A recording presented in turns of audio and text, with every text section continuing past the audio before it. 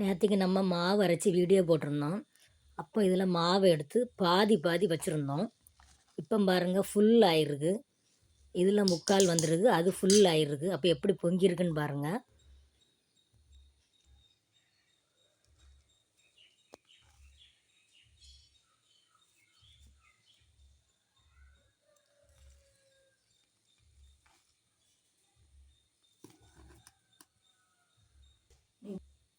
உப்பு சேர்த்துக்கிடுவோம். நான் அன்னைக்கு காலையில் அவிக்கும் போது தான் உப்பு சேர்ப்பேன். முந்தின நாளே உப்பு சேர்க்க மாட்டேன். தோசைக்கு இட்லிக்கும் இதே மாவு தான். ஆனால் தோசைக்கு கொஞ்சம் தண்ணி கலந்து நம்ம சுட போகிறோம். இட்லிக்கு அப்படியே அந்த மாவு வச்சு அவிக்க போகிறோம். இட்லி தட்டில் எண்ணெய் தடவி மாவு ஊற்றலாம். தண்ணி நல்லா கொதித்த பிறகு தான் இட்லி தட்டை வச்சு மூடி வைக்கணும். தண்ணி கொதிக்கிறதுக்கு முந்தி நம்ம வைக்கக்கூடாது. தண்ணி நல்லா கொதிச்சிட்ருக்கு. நம்ம இட்லி தட்டை வச்சு மூடி ஒரு 5 நிமிஷம் வெயிட் பண்ணி அப்புறமா இட்லி எடுத்துக்கிடலாம்.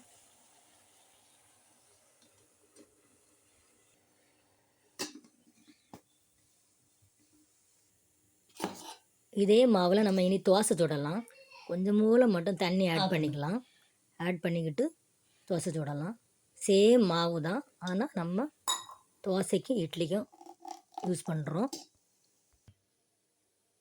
கல் சூடாயிட்டு மாவை ஊற்றி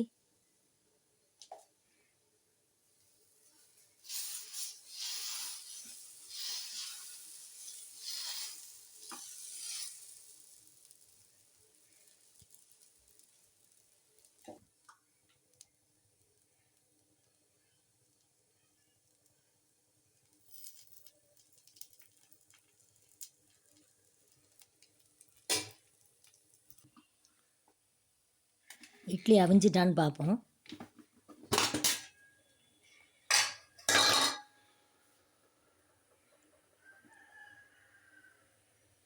இட்லி நல்லா அவிஞ்சிட்டு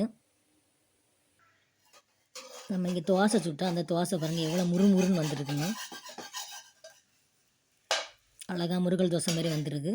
நம்ம இதில் சாதா தோசையும் சுடலாம், அதுவும் அது அழகாக வரும்.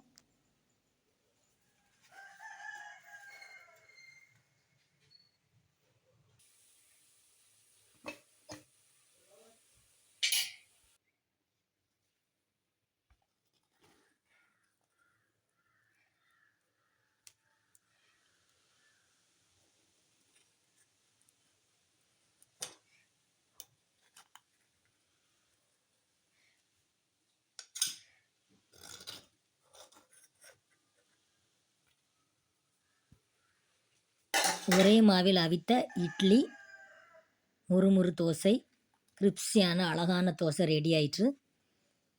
தேங்க்ஸ் ஃபார் வாட்சிங். Please subscribe our channel.